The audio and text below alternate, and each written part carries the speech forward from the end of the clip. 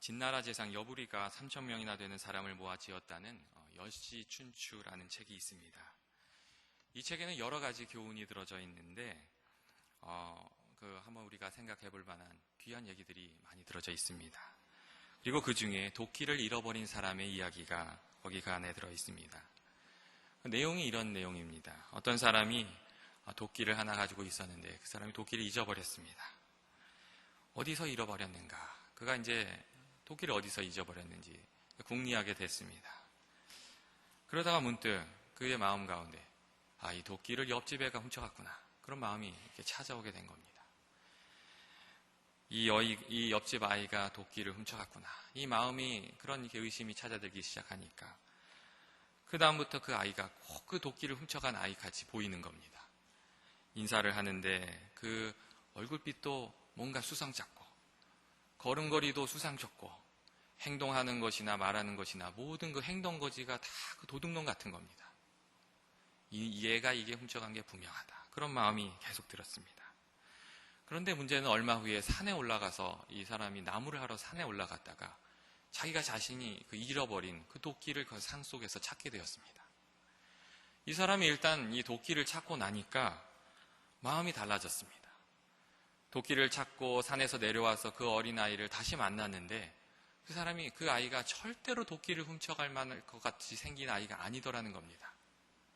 도끼를 찾고 나니까 그 아이의 그 행동이나 태도나 얼굴이나 어디를 보아도 도끼를 훔칠 만한 아이가 아니더라. 그렇게 생각이 되더라는 겁니다. 결국 이 사람이 깨달은 것은 아이의 문제가 아니라 그 자신의 마음의 문제였다는 것을, 그 자신의 마음 속에 그 불신의, 자신 마음 속에 그 찾아왔던 불신의 문제였다는 것을 깨달게 되었다는 그런 얘기였습니다. 여러분은 믿음의 문제가 무엇이라고 생각하십니까? 많은 분들이 믿음의 문제를 외적 조건의 문제로 또 환경의 문제로 생각합니다. 내가 믿지 못하는 이유는 환경이 따르지 못하기 때문입니다. 이렇게 얘기를 합니다. 그렇게 믿고 있습니다. 또한. 하지만 이 믿음의 문제가 근원적인 차원에서 우리 마음의 문제라는 것을 우리는 또한 생각하고 있어야 합니다.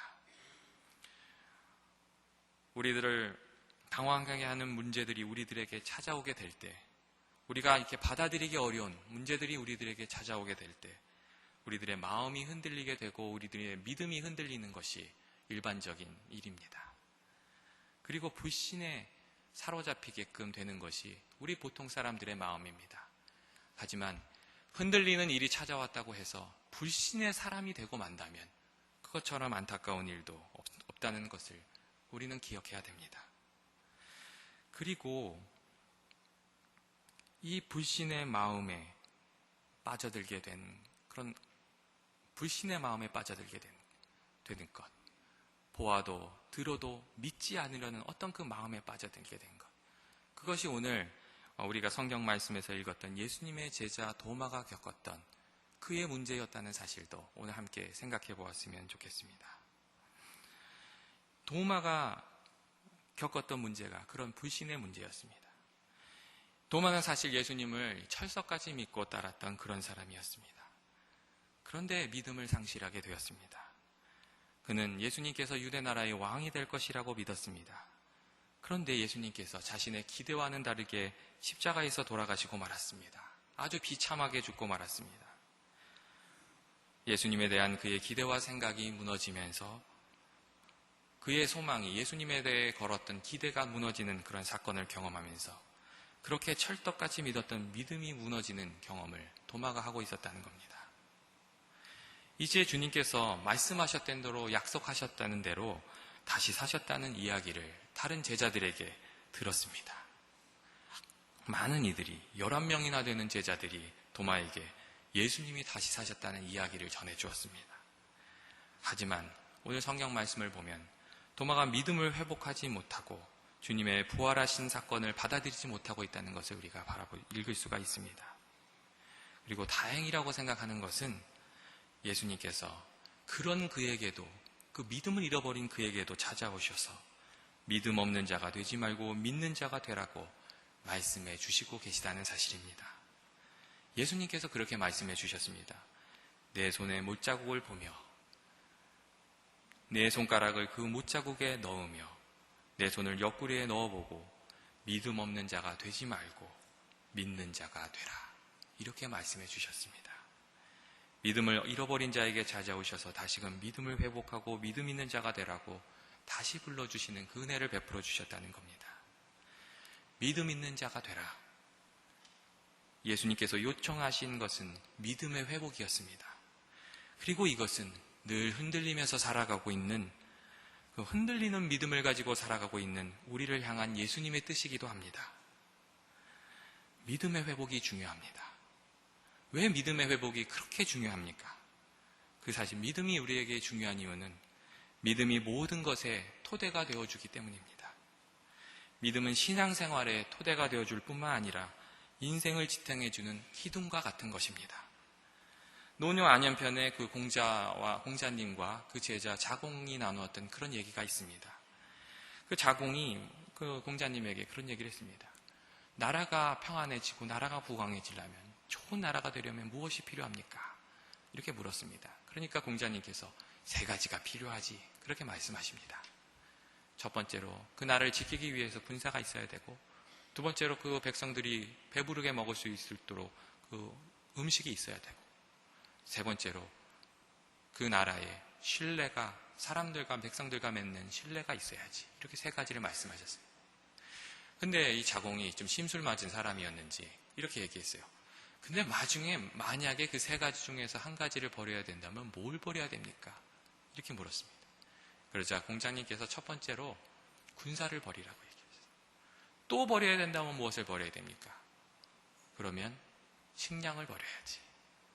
마지막까지 지켜야 되는 것은 신뢰라고, 믿음이라고.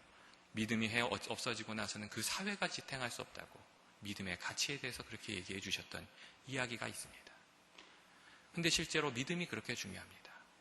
믿음은 사회를 지탱하는 것뿐만 아니라 가정을 지탱하는 것이 됩니다. 믿음을 잃어버린 가정, 문제가 있는, 위기 속에 있는 가정이라고 말할 수밖에 없습니다. 남편이 아내를 믿어주지 못하고, 또 아내가 남편을 믿어주지 못하고, 자녀가 부모가 자녀를 믿어주지 못한다면 그 가정이 어떻게 위기의 가정이라고 말하지 않을 수가 있습니까? 흔들리고 있는 가정, 가장 중요한 것을 잃어버린, 상실해버린 가정이라고 우리는 생각할 수밖에 없습니다. 믿음을 어떻게 회복할 것인가? 그것이 우리들의 관건입니다.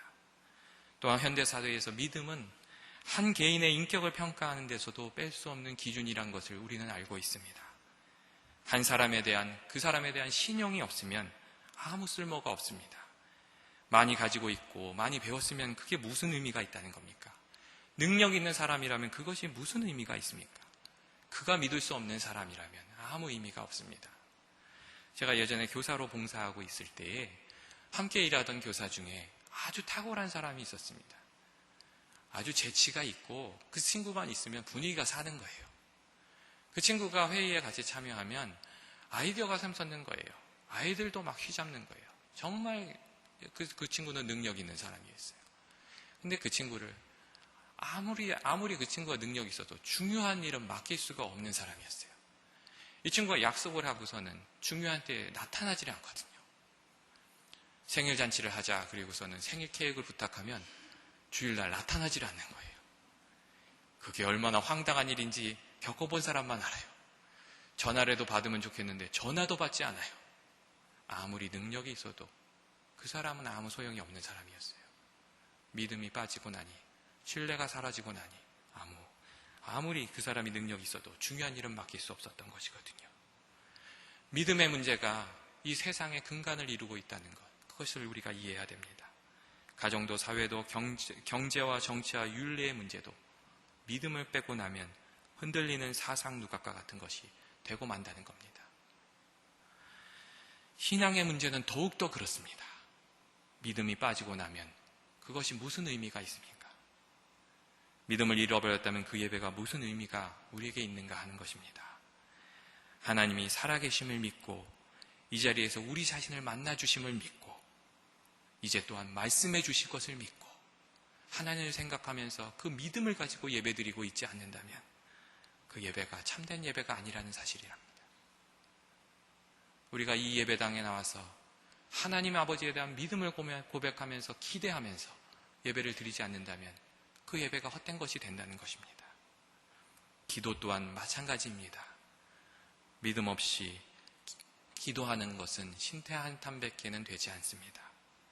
우리가 믿음을 가지고 하나님 앞에 나아갈 때 비로소 우리가 하나님을 만나고 그 만남이 의미 있는 만남이 됩니다. 그래서 믿음이 우리를 하나님의 현존으로 이끄는 도구이다. 믿음이 우리를 하나님의 앞으로 이끄는 도구이다. 이렇게 얘기하고 있습니다. 내가 믿음의 눈으로 하나님을 바라보면 하나님께서 내 믿음을 보시고 나를 만나주시는 겁니다. 내가 하나님의 긍휼하심을 믿고 하나님께 간절히 기도하면 하나님께서 그 믿음을 보시고 나에게 응답하시는 겁니다. 믿음이 나와 하나님의 관계를 이어줍니다. 그렇기에 믿음이 없이는 우리가 하나님을 만날 수 없고 하나님을 기쁘시게 할 수도 없다고 얘기하고 있습니다. 또한 우리는 하나님의 능력과 역사가 우리의 믿음을 전제한다는 것을 우리는 잘 알고 있습니다.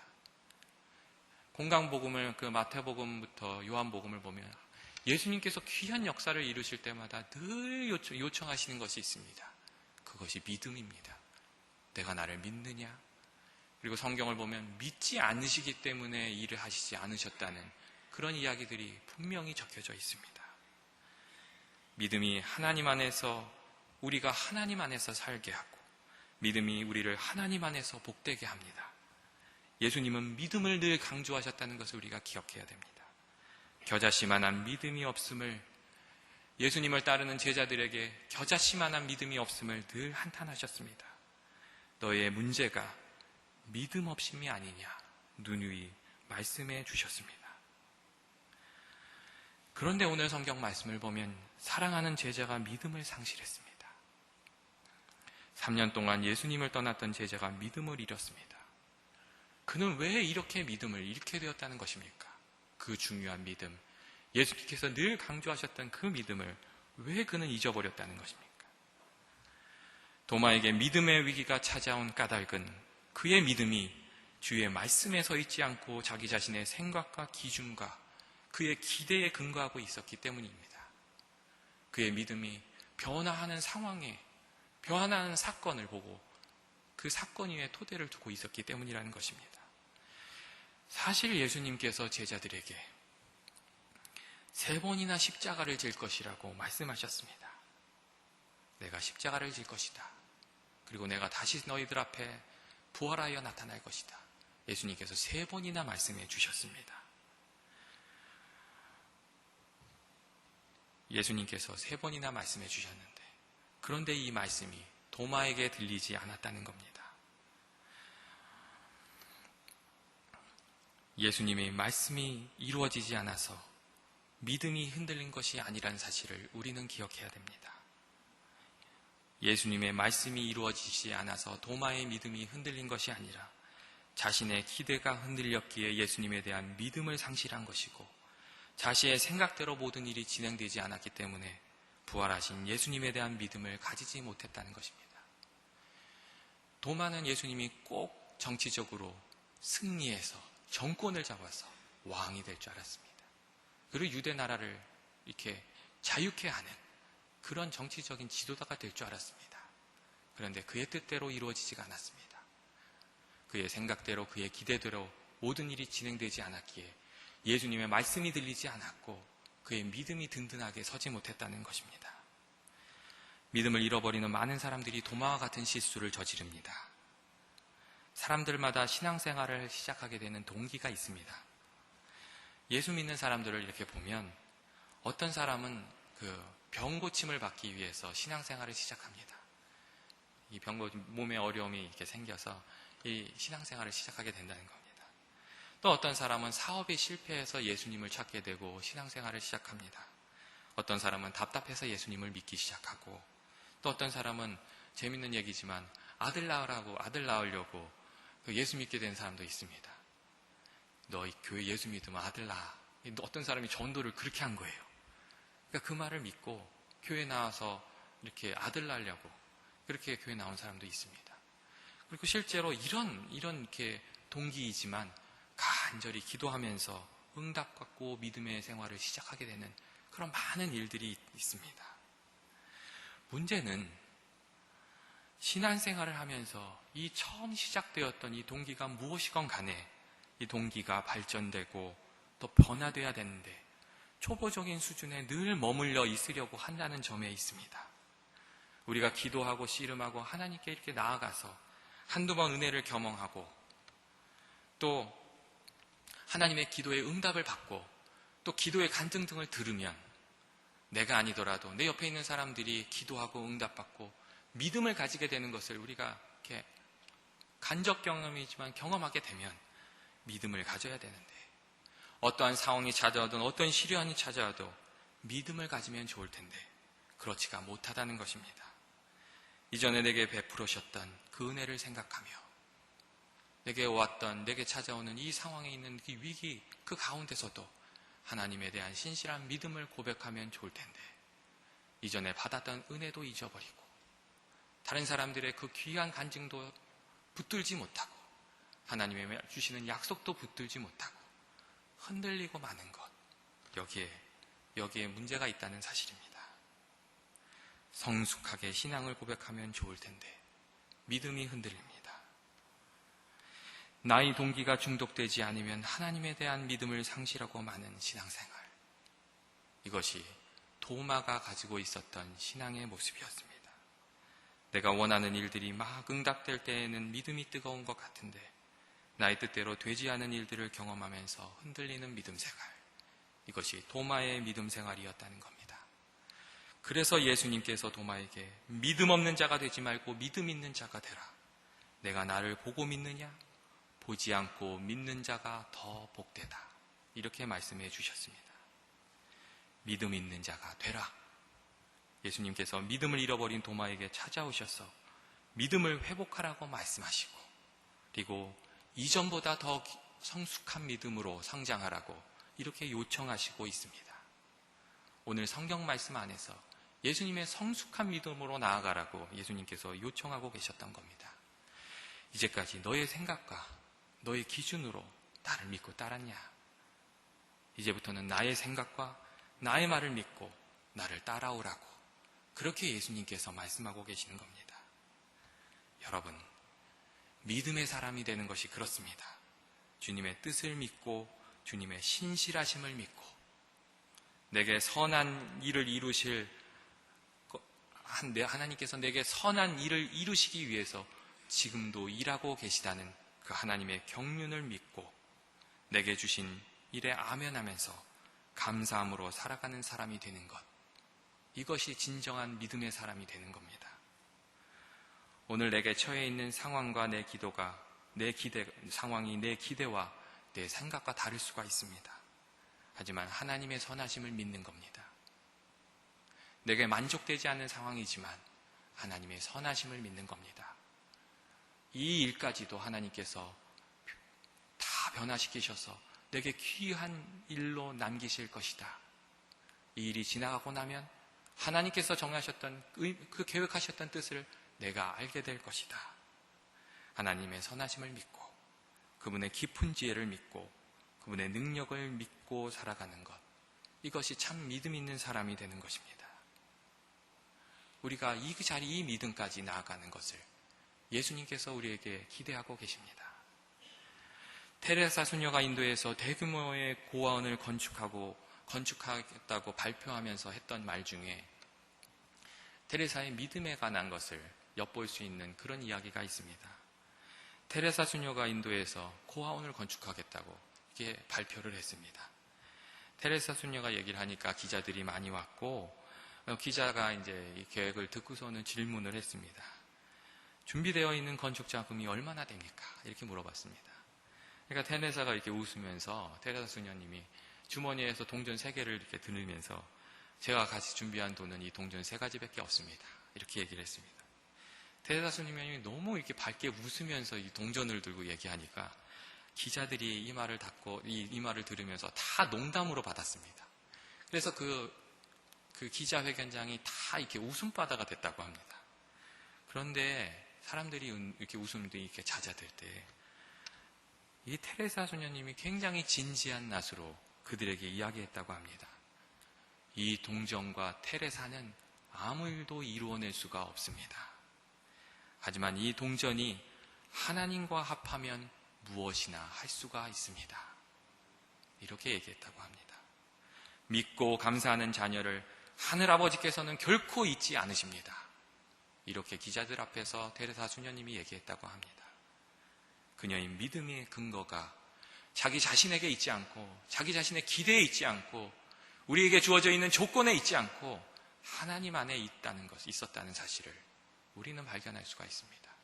그리고 하나님께서 우리들에게 기대하고 싶고 계시는 것은 바로 이 믿음입니다. 조건에 흔들리지 않는 믿음, 나의 생각에 흔들리지 않는 믿음, 그 믿음을 하나님께서 우리에게 요청하고 계시다는 겁니다. 하나님 앞에 능치 못함이 없음을 우리가 고백하고 믿음으로 살아가기를, 믿음으로 도전하기를 하나님께서 원하시고 계시다는 사실입니다. 예수님께서 원하시는 것, 그것은 믿음의 회복입니다. 우리가 굳은 믿음으로 돌아가는 것입니다. 믿음 있는 자가 되라. 예수님께서 도마에게 그리고 우리 모두에게 원하시는 것, 그것이 믿음의 회복입니다. 그리고 여기서 중요한 것은 예수님께서 우리를 먼저 믿어주셨다는 사실입니다. 예수님께서 우리를 먼저 믿어주셨다는 사실입니다. 괴테가 이런 말을 했습니다. 그 사람이 보여지는 대로 대하면 당신은 그를 더 나쁘게 만들 것이다. 그러나 그 사람의 잠재력을 믿어주면 당신은 그 믿음대로 그 사람을 만드는 것이다. 예수님께서 도마를 그렇게 대해주셨습니다. 사실 이 도마란 사람이 얼마나 고집불통인 사람인지 모릅니다. 그는 말씀을 읽었지만, 우리가 이 말씀을 읽어보았지만 도마의 불신이 보통 수준이 아닙니다. 이 사람이 얼마나 고집스러운 사람인지, 웬만하면 한두 명이 아니라 11명의 제자들이 그 사람에게 얘기를 하면 이게 갸우뚱도 할만하잖아요. 한 사람이나 두 사람이 아니라 11명이나 그 제자들이 모두 다 예수님을 만났다, 예수님 부활하셨다 그러면 한번 정말 그래? 야, 그 일이 가능하겠어? 이렇게 얘기할 만도 하잖아요. 근데 도마가 그렇게 얘기하지 않잖아요. 얼마나 고집이 센데요. 야, 그게 말이 되냐? 11명을 대적하거든요. 그게 말이 되냐? 내가 그 손바닥을 보고 손바닥을 만져보고 그 옆구리에 내가 손을 넣어보지 않고는 내가 절대 못 믿어. 이렇게 얘기하거든요. 그리고 중요한 것은 예수님이 그 자리에 계시지 않았지만 그 도마의 불신을, 그 도마의 그 왜고집을 예수님께서 말씀하셨는데도 불구하고, 내가 다시 살 것이라고 말씀하셨는데도 불구하고, 제자들이 얘기하는데도 불구하고 불신에 쌓여있는 그 불신의 그 모습을 예수님이 다 알고 계셨다는 거예요. 그리고 예수님이 그 것을 다 알고 계셨기에 나타나셔서 그렇게 얘기하시거든요. 도마가 했던 말을 그대로 말하시면서 믿지 않는 자가 되지 말고 믿는 자가 되라고 얘기하시거든요. 예수님께서 그 도마를 만나주셨다는 거예요. 여러분, 이 사실이 중요해요. 의심받는 것처럼 답답한 일이 없는데, 엄연한 사실이 의심받을 때처럼 불쾌한 것이 없는데, 예수님께서 아무 꺼림 없이 비난도 없이 만져보라고 하면서 믿음을 가지라고 얘기해 주셨다는 거예요. 예수님께서 그렇게 하신 그 가운데 도마를 향한 얼마나 큰 믿음과 사랑이 있는지 모릅니다. 여러분, 도마에게 무엇을 보고 기회를 다시 주신다는 것입니까? 도마의 무엇을 보고 예수님께서 지금 친히 찾아오셔서 이런 큰 은혜를 베푸시고 계신 겁니까? 도마의 현재의 모습을 보고는 이런 은혜를 받을 수가 없습니다. 하지만 예수님께서는 도마의 미래를 보시고 그가 변화되어서, 그가 믿음 있는 자가 되어서 주님을 위해서 일할 것을 보시고 이 기회를 주시고 계시다는 겁니다. 예수님께서 먼저 믿음을 도마에게 주셨습니다. 그리고 예수님의 그 믿음과 사랑을 받고 도마는 믿음 있는 사람이 되었다는 겁니다. 오늘 이 본문 말씀에 담겨있는 가장 중요한 것이 바로 이 메시지입니다. 예수님께서 믿음 없는 자를 믿음 있는 자 되게 하시려고 기회를 주시고 은혜를 주시고 사랑을 베푸신다는 것입니다. 예수님께서 도마에게 믿음을 주신 것과 같이 우리에게 믿음을 주시고 계십니다. 늘 넘어지고 깨지고 흔들리는 우리지만 우리가 우리 부족함을 주님께 진실하게 고백하고 우리의 연약함과 불신앙을 고백하고 주님 앞에 은혜를 구하면서 나아가면 우리의 과거의 모습이 어떠한 것이든 간에 주님께서 늘 새롭고 그 풍성한 은혜로 우리를 만나주시는 것을 우리는 경험하게 되지 않습니까? 소망 없는 사람을 소망 있는 사람처럼 늘 대해주시지 않습니까? 믿음 있는 자로 예수님께서 우리들에게 믿을 만한 사람으로 우리들을 생각하시고 믿음을 주시고 계신 겁니다. 제가 늘 경험하는 것이 바로 그런 경험입니다. 깨어지고 실수하고 넘어지고 내가 왜 그때 그렇게 했을까? 내가 목사면서 왜 그렇게 살았을까? 내가 신앙이 있는데 왜 그렇게 살았을까? 주님께 부끄럽고 주님 앞에서 좌절되고 그런 모습이지만 주님 앞에 그런 약한 모습을 가지고 가면 주님께서 또 은혜를 주시는 것을 체험합니다. 그리고 그 은혜 가운데서 주님의 사랑이 얼마나 큰지 또 주님이 나를 얼마나 깊은 그 은혜 가운데서 믿고 계시는지 발견하고 체험하게 됩니다. 예수님이 우리를 그렇게 믿으면서 기다리고 계시다는 것, 그리고 누구든지 나아가면 그렇게 믿어주시면서 새로운 기회를 주시고 새로운 지혜를 주시고 새로운 능력을 주시고 주님의 그 새롭고 풍성하신 사랑으로 만나주신다는 것, 그것을 우리가 잊지 말아야 합니다.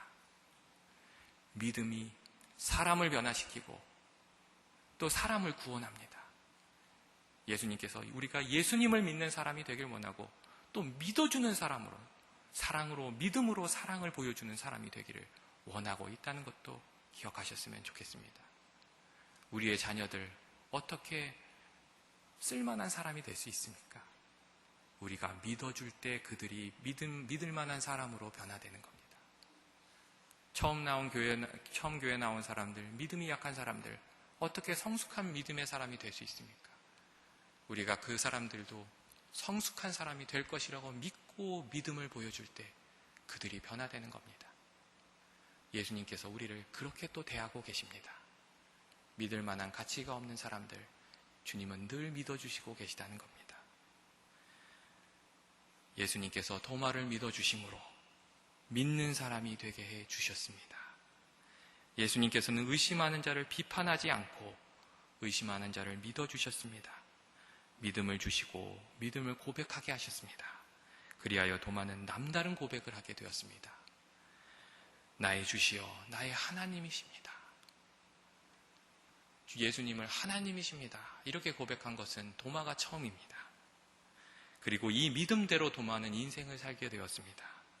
12 제자 중에 가장 멀리까지 인도까지 가서 복음을 전했던 사람, 그리고 자기 생명을 내어놓았던 사람, 그 사람이 바로 도마라는 제자였습니다. 여러분, 주님께서 우리를 믿어주시고 우리가 믿음을 회복하고 믿음 있는 사람으로 살아가기를 기대하고 계십니다. 여러분이 이제까지 어느 곳에 있던지 어떤 곳에 있던지 그것이 중요한 것이 아닙니다. 하나님을 다시 바라보고 믿음을 회복하고 믿음을 붙들고 살아가는 인생, 그것이 하나님께서 우리들에게 기대하고 계시다는 것을 늘 기억하시고 믿음의 사람 되시는 여러분 되시기를 축원합니다. 기도하시겠습니다.